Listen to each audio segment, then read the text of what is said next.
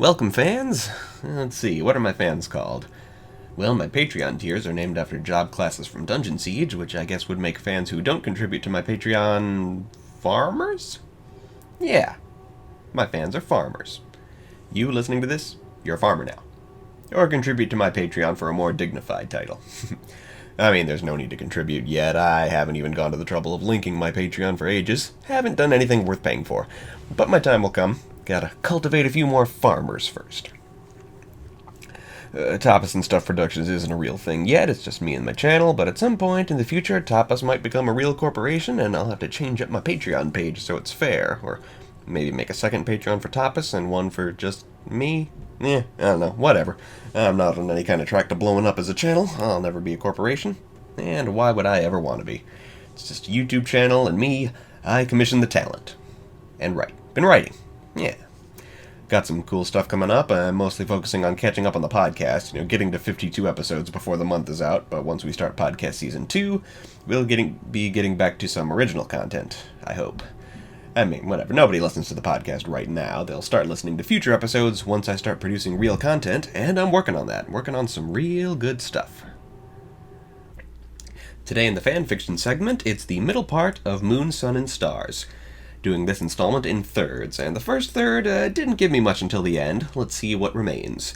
And I really do mean let's see. If you think I actually remember what the contents of a fanfic I wrote 10 years ago are, well, you'd be wrong. Chapter 11, Don't Mess With It, narrated by Charlie. Oh, I remember this chapter. Oh, this one had some great comedy. Charlie tells Edward that he's not so fond of Renesmee's new bodyguard, Balthazar, because he tried to bite his neck and suck his blood. What is he, some kind of vampire? And Edward says, yeah, some kind. So Charlie is now finally in on the secret. I mean, he kinda was before, in that he knew there was a secret, but now he knows what the secret is. And Edward mentions that Dr. Cockroach is working on a serum that will make human blood less appetizing to vampires, so they can mingle more safely. I think that's a dumb idea. I don't think it went anywhere. Oh boy. Oh, I'm so sleepy all the time. Chapter 12, Learn About Ted, narrated by Dr. Cockroach. Angel has brought some of the family together, and she's transmitting psychic images of Ted and his cohorts to everyone to see if they can be identified. And so we learned that El Capitan is a werewolf. Near the end of Twilight, we learned that Twilight werewolves aren't true werewolves, but actual werewolves do exist, so that's what El Capitan is. Frick is identified by Albert as a sea troll, genetically engineered by Mr. Tran to follow all the rules of Dungeons & Dragons sea trolls. Lorenzo is Dr. Cockroach's old partner from before he became Dr. Cockroach, though Doc has no idea how he came to be a tiger mutant. And Ted is identified as a half-vampire like Renesmee. Chapter 13, Juicy Details, narrated by Ella. Wow, I didn't even remember she was in the story. Dr. Martinez examines Max and determines that she is not pregnant. Once Mom packs it all up, Ella demands to know details of Max's sex life. Max only offers one word of sex advice. Toes. Chapter 14, Babes and Ravioli, narrated by Fang. Iggy wants to invite Fang to an Italian restaurant favored by the 3 hottest girls at their school, named Karen, Alexandra, and Marky. I wonder what significance those names had to me. Hence, they get Babes and Ravioli. Fang declines because he wants to be faithful to Max, but Iggy has no illusions of being faithful to Nudge because he doesn't think they'll live that long or that their feelings will last if they do. Chapter 15, Commit, narrated by Max. Oh, I didn't realize this event was in this story. Max and Fang are on a date. Fang wants to officially go steady with Max, offering her a mood ring he bought at the zoo. And she goes crazy, she yells at the waitress, she says it's never going to end, and once they deal with Ted, there will be another guy, and sooner or later there will be a guy who can kill them all. Turns out that while Fang brought them there to go steady, Max brought them there to break up. And in fact, that's why she checked if she was pregnant. Fang tells her that she's wrong and insults the hell out of her, and that turns her on so much that they fly back to the dormitory, have sex twice, and she accepts the mood ring. I don't know what I was thinking. Chapter 16, Capture, narrated by Bella. Inexplicably, Bella, Max, and Susan find themselves in cages, captured by Ted. Ted explains that they are powerful entities called the Moon, Sun, and Stars, and that by possessing the trio, he can rule the Earth. Bella is the moon, Max is the sun, and Susan is the stars, and the poetic way Ted explains how their personalities relate to such is actually done pretty well. You should read it. Ask me for a link. Ted wants to control the three of them to make the world his own, and they hear him out. Then Susan and Bella effortlessly break out of their cages and help Max do the same. They flee the tower to get their bearings, which is very easy because they're in Las Vegas. Ted's great stone tower fades away, and they realize it moves around like the cocoon, as Ted got his information on how important the trio are from Fallen. Chapter 17, Ted Attacks, narrated by Renesmee. Charlie is a bit awkward around Renesmee now that he knows exactly what she is, and there's a great gag where he listens to the radio and every song he finds is about vampires. That joke is so going in the pilot episode of Some Sweet Kind of Vampire. Everyone has been invited to a spring dance at Lerner School. Renesmee dances with Gazzy. El Capitan, Frick, and Lorenzo turn up in a helicopter to attack. Insectosaurus attempts to attack the helicopter, but his attack ends up hitting Keegan instead. I really should have established Keegan better before doing that, and the bad guys are driven away. Carlisle finds Keegan is barely alive, and, as he has a few times before, he has to turn her into a vampire to keep her alive. Dr. Cockroach and Link follow the helicopter. Lorenzo leaves radiation trails that only Dr. Cockroach can see. That doesn't make any sense. Max directs Nudge and Iggy to go with them, while she stays with Keegan, and Edward and Jacob go with the party, doing the tracking as well. Chapter 18, Lair, narrated by Oluchi. Oluchi is ticked off that she and her mom have been directed to stay out of danger. Susan at least offers her a communicator so she can listen in on what they're doing. Edward and Dr. Cockroach get separated from the rest of the group as Ted's tower teleports, and happens to teleport within range of Oluchi. Oluchi is smug that she gets to be in the thick of it as Susan and Insectosaurus approach. Chapter 19, Tunnels, narrated by Iggy. Iggy, Nudge, Jacob, and Link are trying to navigate Ted's tower. Walls show up. Stone walls separating Iggy and Nudge from the others. So the two take the opportunity to talk about their relationship and how they genuinely hope that they will still be together as adults. They make out for a little while, and once they're done, they hear over the communicators that Link and Jake got in a fight with Frick. Frick was killed, but Jacob is badly injured, and a big golden bug has been implanted in his brain. Chapter 20, Success, narrated by Carlisle. Carlisle moves Keegan to her dorm room while the venom does its dirty work and she starts becoming vampirized. Max and Niles are by Keegan's bed, and they're watched over by Rosalie, Eleazar, and Bob, because those three characters are necessary for the plot and or jokes of the chapter. Bob starts up a conversation with the saxophone, owned by one of Keegan's roommates. Niles wants to be changed into a vampire too, and everyone assures him that's not a good idea. And Eleazar, who, as we all know because we're all such passionate Twilight fans, has the ability to detect what the supernatural abilities of other vampires are. He asks, was Keegan imaginative? Niles confirms that she is, that she's a voracious writer and loves creating new worlds. And so that will be Keegan's vampire talent. The only limit will be her imagination. She'll be able to do absolutely anything. Keegan has become the most powerful vampire in history. I really should have done something with that. I mean, I guess I kind of did in the next story, but it would have worked better as a Twilight story. Anyway, Rosalie wants to kill Keegan before she can use that power, and when Niles tries to defend her, Rosalie says, if I was in the mood for a moderately challenging fight, I could kill you using only my eyeballs, which is one of my favorite self-penned lines. It's a great demonstration of how OP Twilight vampires are, because it's pretty much true. But Carlisle defends Keegan and talks her through the transformation. Wow, I didn't think we'd have so many loose ends as of Chapter 20. This was exciting. Can't wait to finish the story.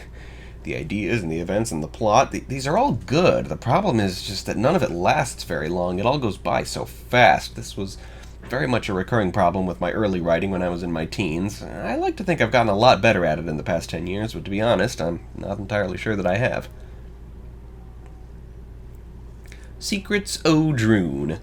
That's a series that used to have the same problem as me, everything going by too fast for you to really absorb it, but it got better at that real quick. Today's book is Book 31, Queen of Shadowthorn, Salamandra giving herself an arbitrary promotion. Here she is on the cover, with purple skin as she was originally described, even though the books at this point usually describe her as having green skin. A little inconsistent. I'd go with purple because it looks awesome that way. Chapter 1, Eric, Plain, and what? Eric, Julie, and Neil are helping Mrs. Kroger open up a new rare books room at the library. Eric has not told his friends that he's lost his powers and is very insecure about it. There's a 500-year-old book called Sombraspina in the new room, which they find very interesting.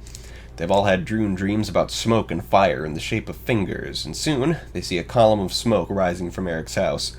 They run there and find that there was no fire, just smoke. making them think the fire was coming from Droon. They sneak into the basement and take the rainbow stairs down, and find that Jaffa City is besieged by Ko's army and engulfed in flames. Chapter 2, Take 2. This horrendous vision vanishes, replaced by a peaceful view of Jaffa City as it normally is, no trace of it left apart from a thorn Eric finds on the rainbow stairs. He realizes Salamandra must have given them this vision. Kia and Galen believe this to be a vision of a possible future. Galen contacts Max, who reports that he's found a star fox in the mountains of Sleef, and the find led him to discover Emperor Ko's secret lair. They go to Max's location via a pasha carpet. A horrible windstorm takes Kia, Julie, Neil, and Max away, leaving Eric and Galen alone with Salamandra. Chapter 3, Her Again. Salamandra, who arbitrarily introduces herself as a queen rather than a princess, just figuring she's due for a promotion after 5,000 years of jumping back and forth through time, which, fair enough. She claims that she saw Ko's attempt at attacking Jaffa City and is only trying to help. She can help if they find a silver thorn which is back in Pesh, which of course no longer exists, but she hints they can get back to Pesh via the old book in the library. Salamandra disappears, and Eric and Galen take the flying carpet back to where the stairs are. Chapter 4, Up the Stairs. Eric and Galen travel to the upper world. Galen disguises himself as Neil while they search the library for Somber Spina, which proves to be a bad idea since Neil's mom is the librarian and thinks Neil has gone funny in the head. Ugh, cringe comedy, secondhand embarrassment. Not my cup of tea, though this is one of the better examples. He's a good writer, and funny. I don't mention that often enough. Inside the library, Galen explains that Sombra Spina is a corruption of Spanish and roughly translates to Shadowthorn. The sketch of Pesh within the book's pages turns out to be more like a magical photograph, and soon they are able to enter the book, finding themselves in Pesh 500 years ago. Chapter 5, A Mesh in Pesh.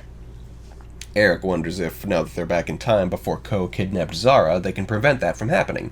Galen tells him time doesn't work that way, and he wouldn't want it to, because the world they know simply wouldn't exist if they changed the past that much. Galen gets caught in a net by past Salamandra's goblins, and Eric wails that he can't save him because he lost his powers. Galen knew all along and tells Eric that being human is the best magic of all. Galen sends Eric away to find the thorn as the goblins capture him. Chapter 6, Through Billowing Curtains. Eric searches and finds the encampment where Zara and her 3 sons are searching for Salamandra, and finds Uruk writing in a book which is none other than Sombra Spina.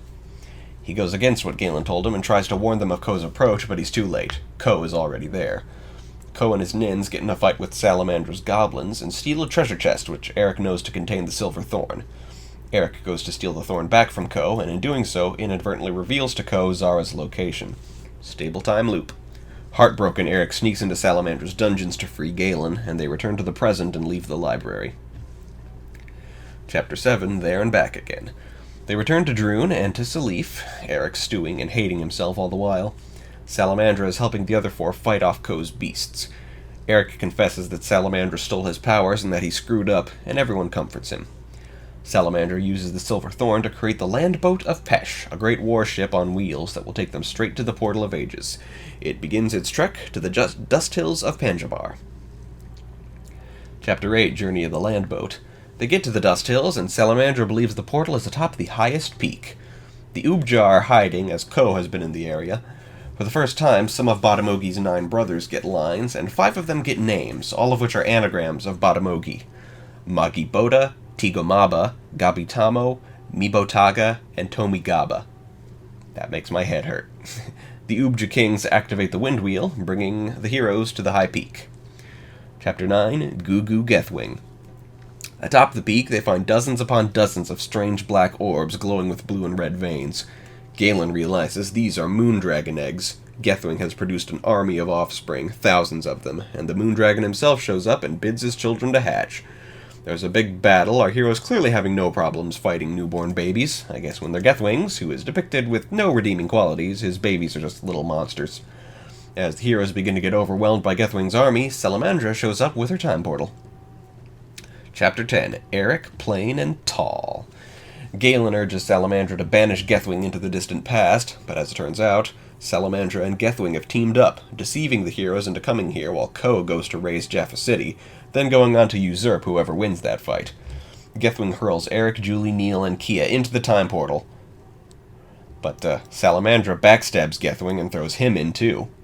Salamandra gives Eric a mysterious parting word, Reki Urset, and Eric finds himself sucked into the past, leading us into Special Edition number 5, Moon Magic. Shockingly, no new characters debut in this book. That's very unusual for Droon, unless you count Batamogi's brothers, but they're not worth real guest stars. They have one line each. So basically, just a review. It was good. I'm not a critic, never have been. I admire critics for actually having things to say, other than what happened and whether it was good or bad. I know Moon Magic absolutely kicks ass, so I'm excited for the next episode. Today in Disney, I'm excited. Are you excited? You should be. It's 1989, the first year of the 10-year Renaissance age of animation. So, first I've got to sit through Honey, I Shrunk the Kids, but then it's time for Mermaids! Honey, I Shrunk the Kids. Boy, Disney is really hammering in that I've got to do size-shifting mechanics. It's not going to happen, Disney. I'm not clever enough to figure out how that should work. It should really just be saved for video games. Okay, this film has some pretty neat animated opening credits with great cartoon camera work and a very different sort of art style. I definitely want to know who's responsible for that animation. That'll be pretty cool. Directed by Joe Johnston. Is that the guy who did Jurassic Park 3 and the first Captain America movie? Yes, and he also did The Rocketeer, and much later, The Nutcracker and the Four Realms. Other films I'll be watching in the collection, and this is his directorial debut. Neat.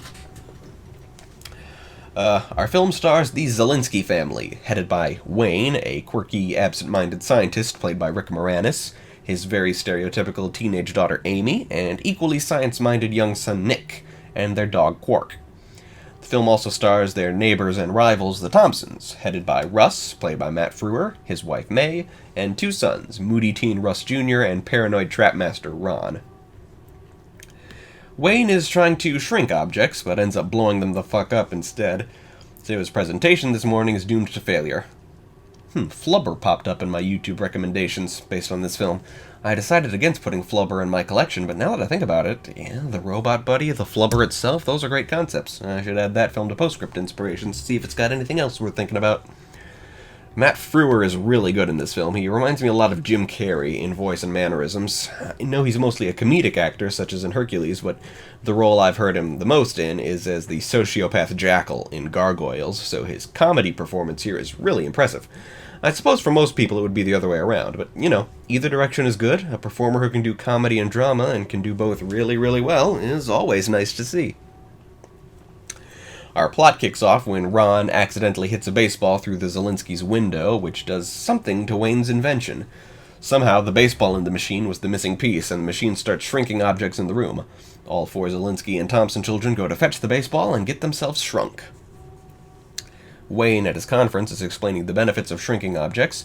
The scientific principle at work is that all objects are made not just of matter, but also empty space, and if you reduce the empty space, you can shrink stuff.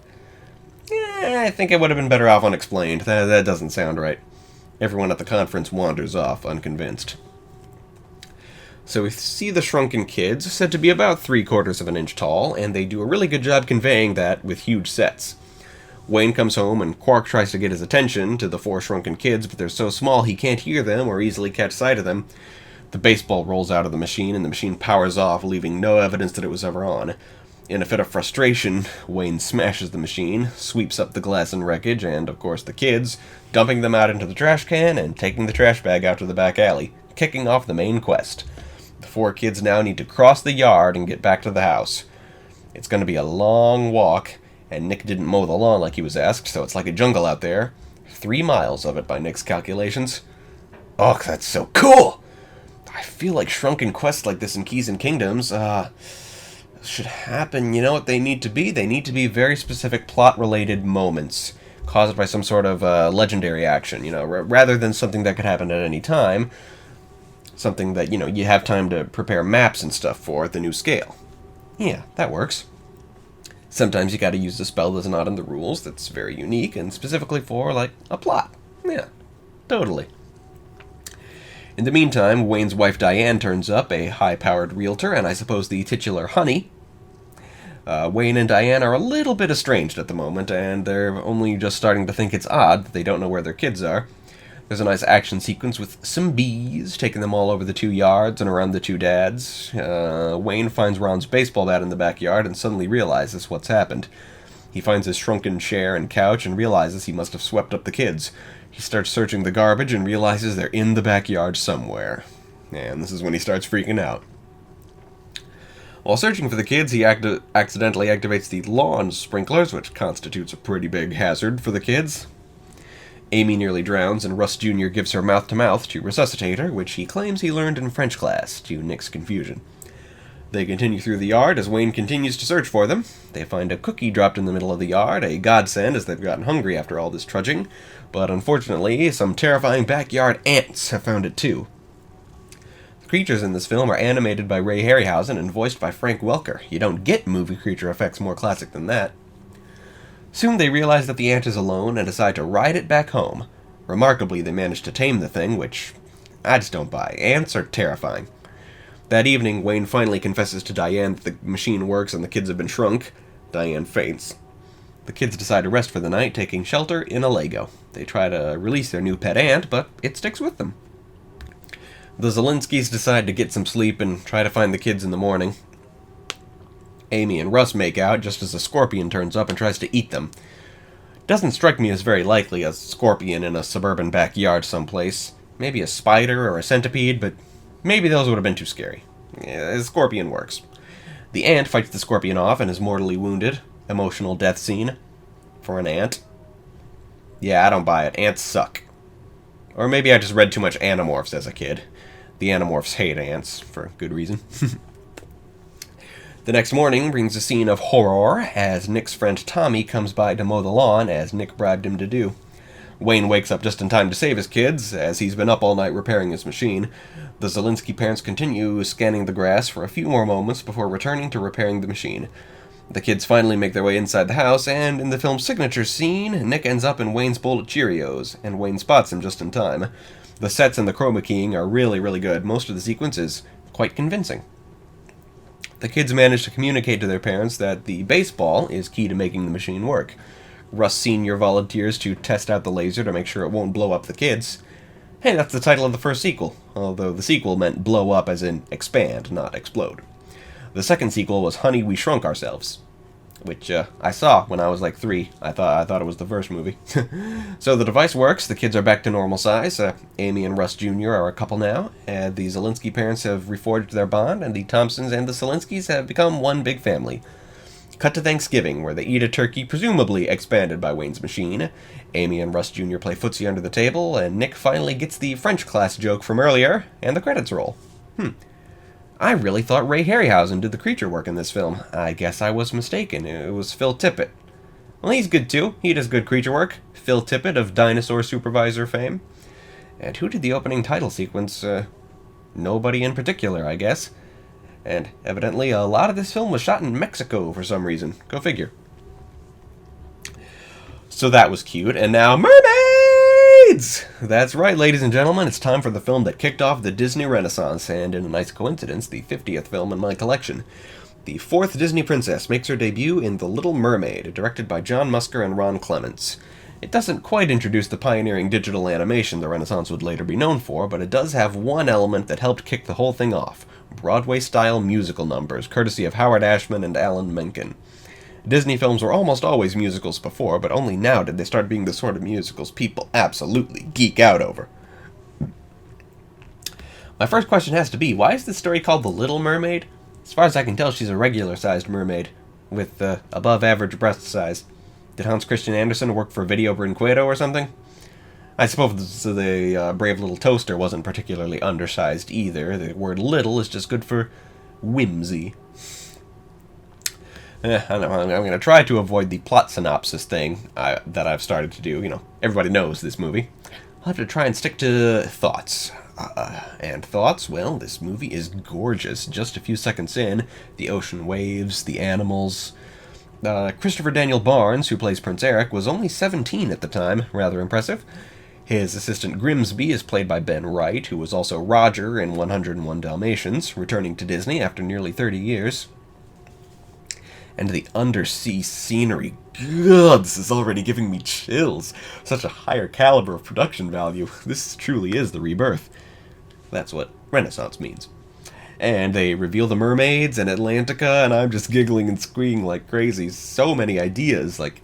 Okay, so King Triton's Herald is a seahorse, played in an adorable squeaky voice by Will Ryan. Seahorses, they have stats for seahorses in D&D 5e. They're quite useless. Triton's carriage is pulled by dolphins. Dolphins are really underpowered in D&D 5e. They're challenge rating 1/8 and medium-sized, and I don't remember what their intelligence score is, but I'm thinking not enough. Dolphins are big and impressive and dangerous. I don't know. I don't know who okayed that.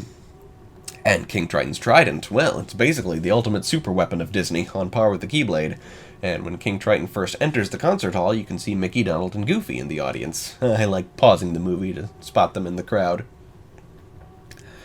King Triton is played by Kenneth Mars, a veteran of screen and voiceover, and Sebastian by Samuel E. Wright, and that's basically what he's famous for.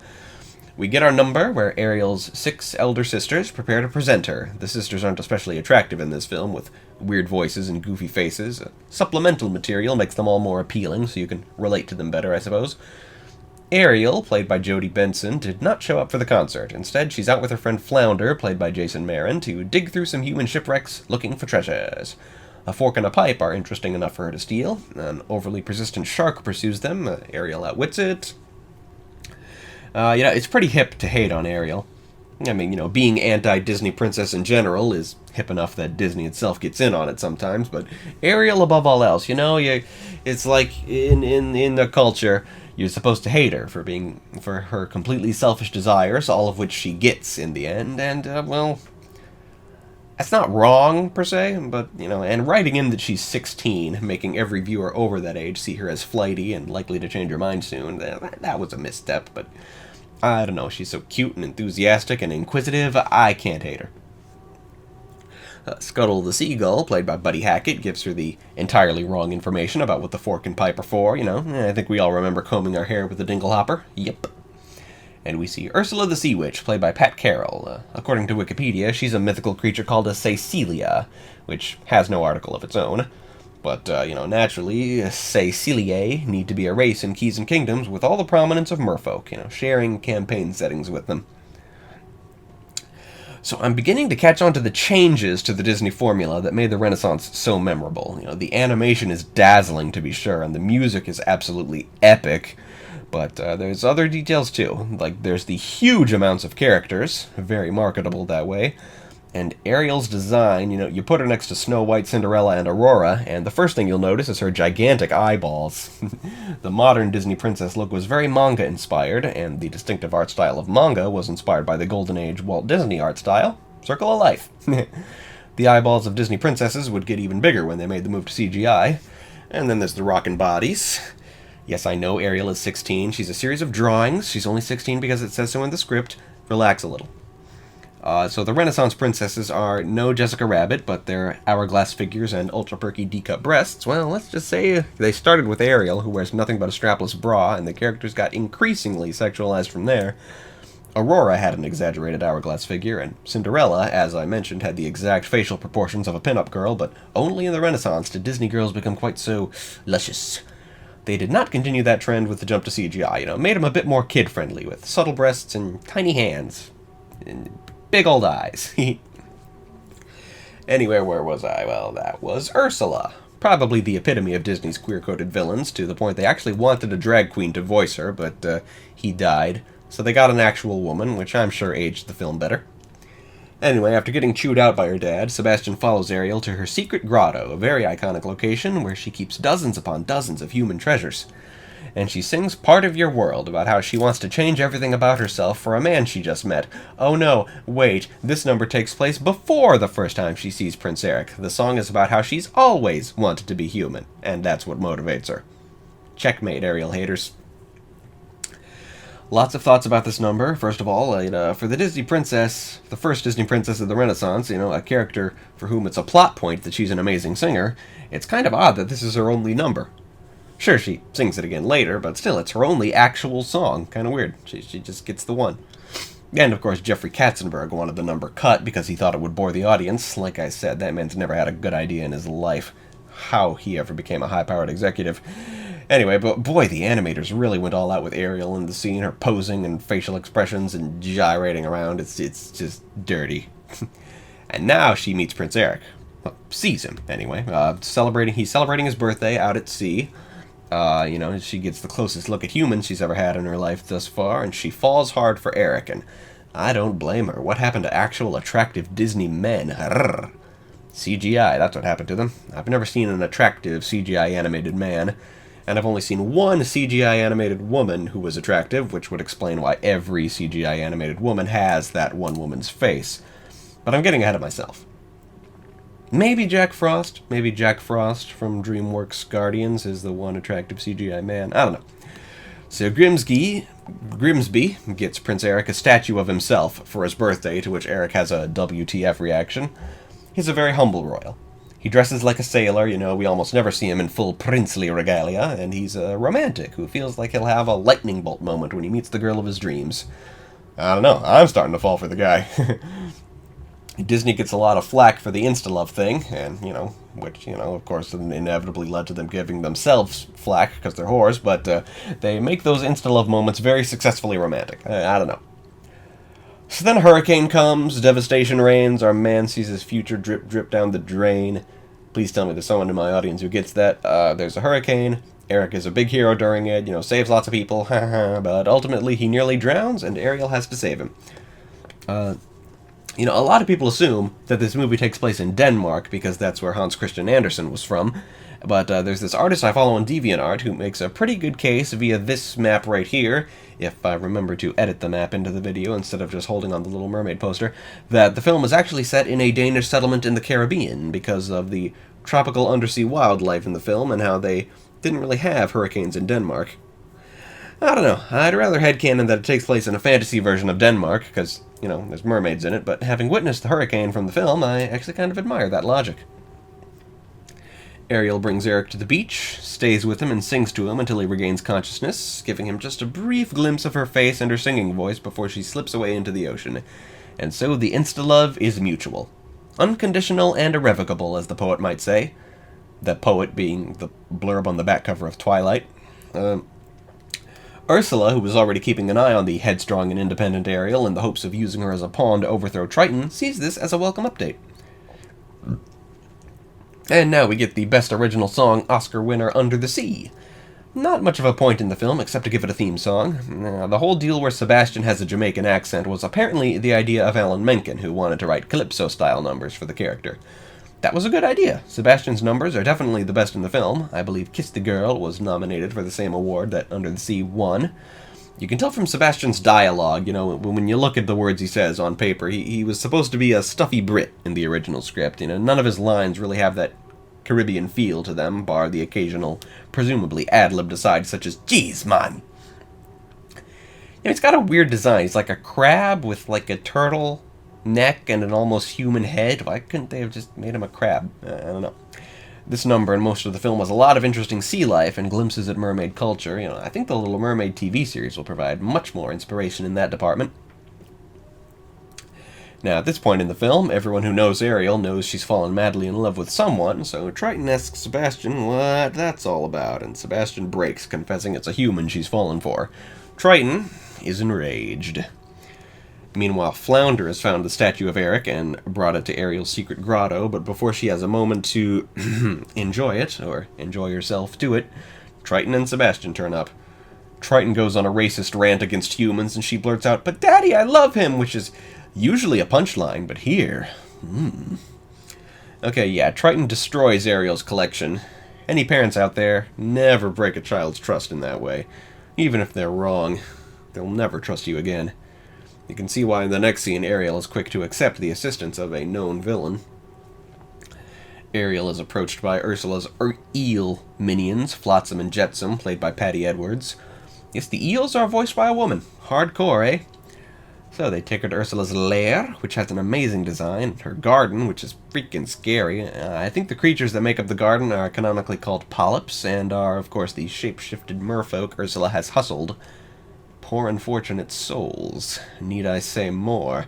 Let's see if I can restrain myself from rocking out to the song enough to look at what kind of material components Ursula uses in her magic. Those components being a large number of bottles containing still living things with big, sad, sympathetic eyes, a tongue, and a jellyfish that's seemingly just passing by. Okay, I can work with that. Cogs in the machine, thinky, and finally she gets Ariel's signature on a scroll, which does raise the question of why she never communicates with Eric via writing, because that would end the movie, I suppose. Ooh, idea. Most D&D spells that you can cast on an ally require the ally to be willing.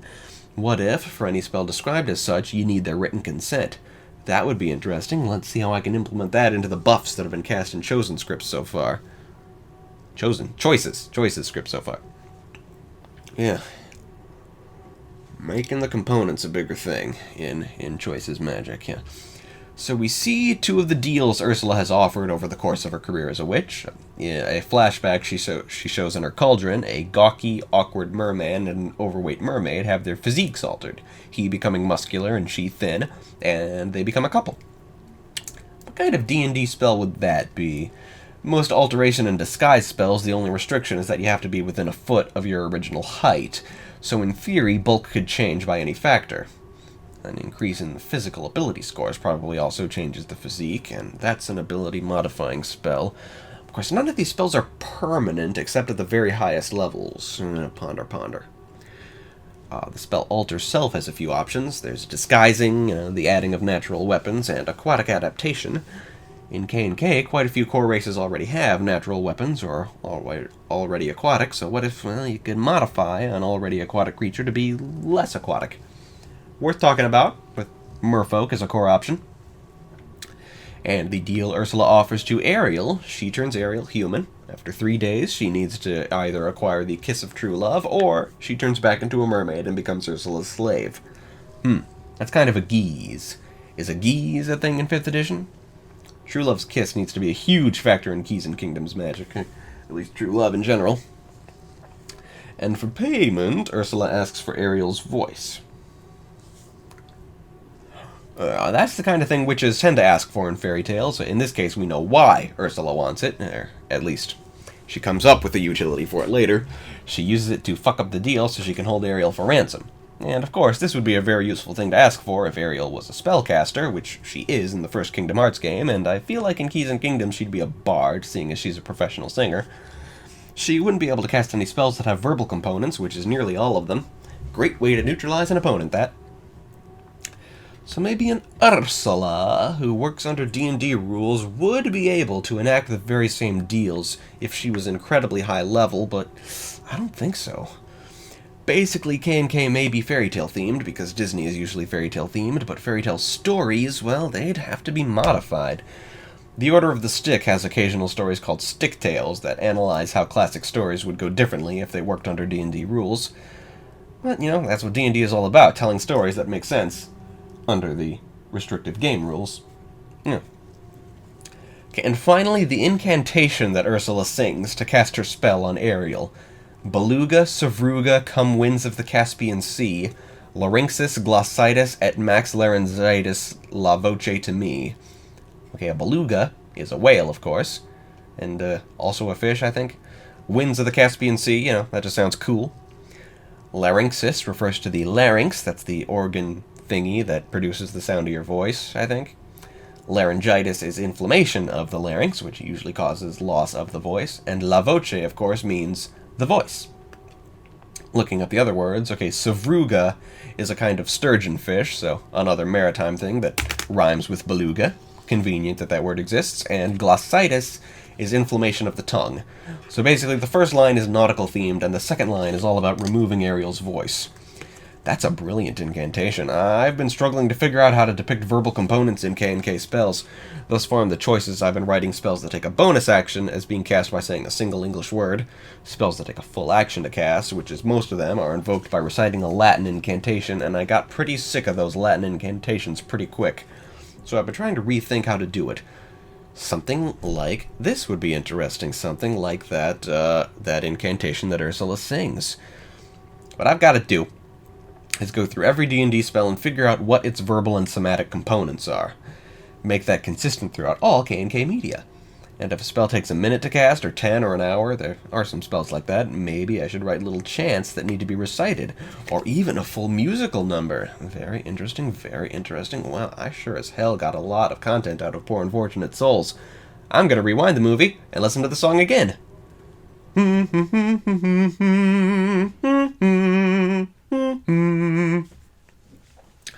So we're at the movie's halfway point, and Ariel spends most of the rest of the movie as a human, and also mute.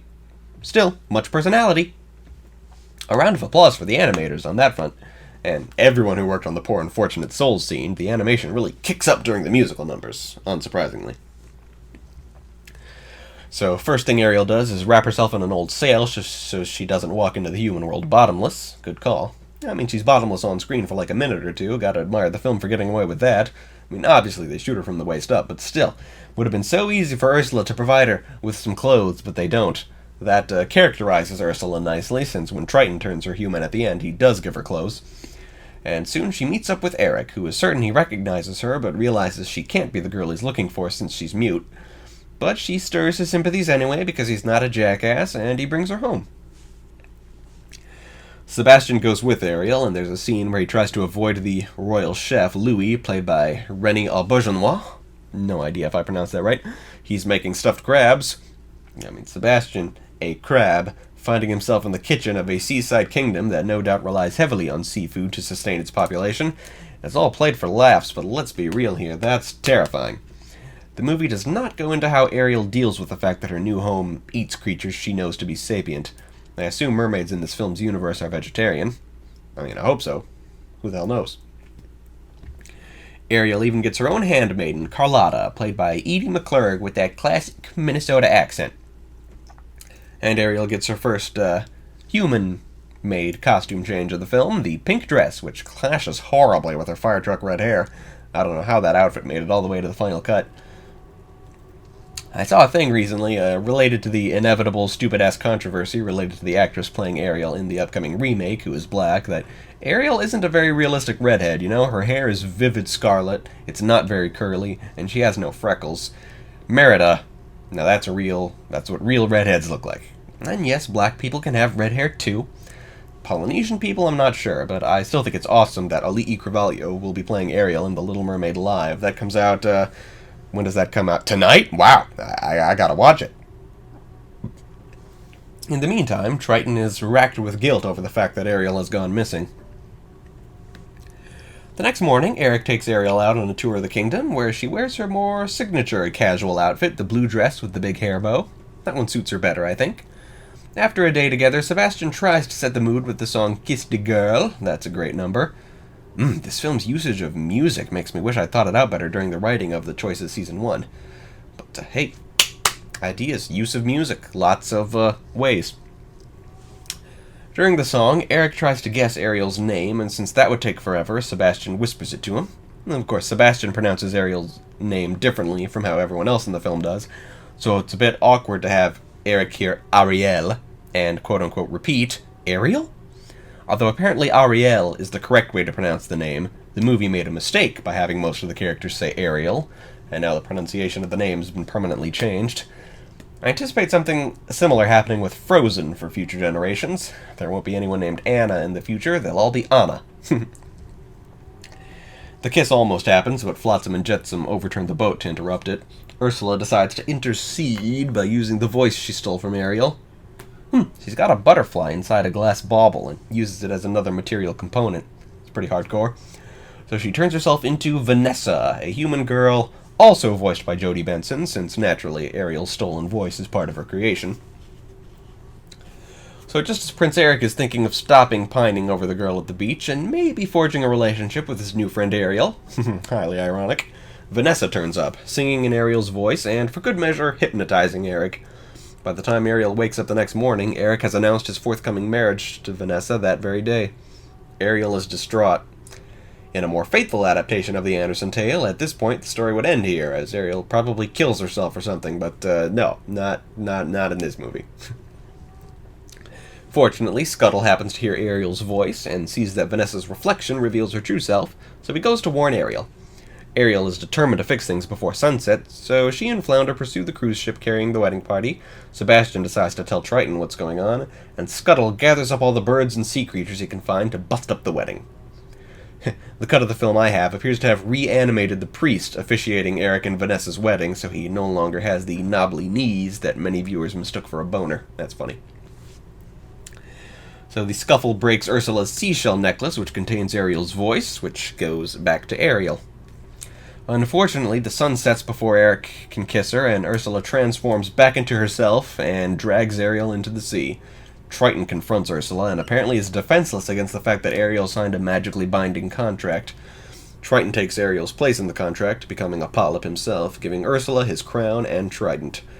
Eric, in the meantime, throws a harpoon and manages to actually wound Ursula with it, underwater. That's some damn good fishing skills.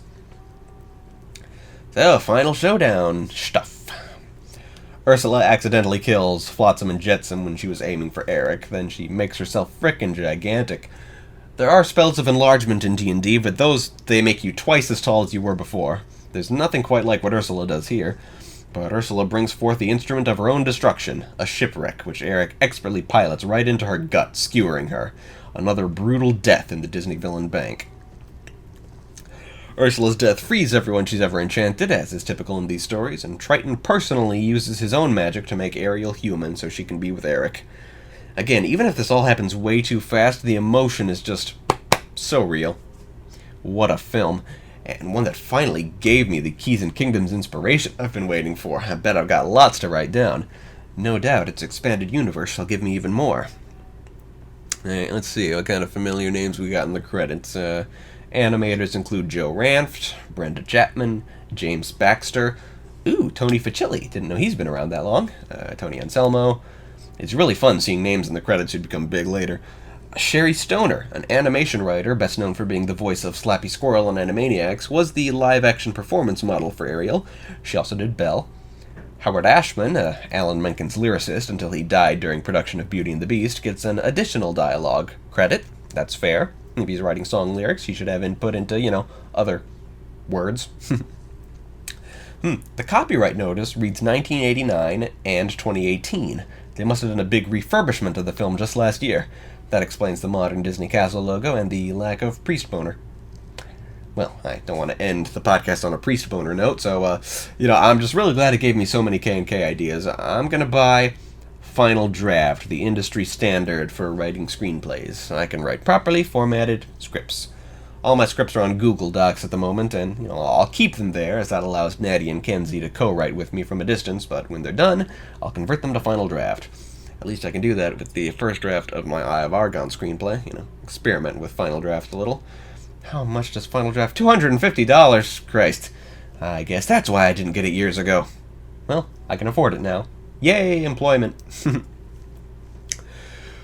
It's not easy to do this every day. It's hard enough to read a Droon book every day, even though I love them. And diving into my own old fanfiction is a hard thing to get through, and watching more than one movie every day, you'd be surprised how much that strains the brain. And it leaves me with no time to do anything else, like script writing. Just gotta power through it. Sooner or later, I'll be back to where I can just do this weekly, and I'll have time for other crap. But hey, I'm in the Renaissance! Yay! The Little Mermaid is just so awesome, amazing-tastic. No wonder it propelled Disney to stardom.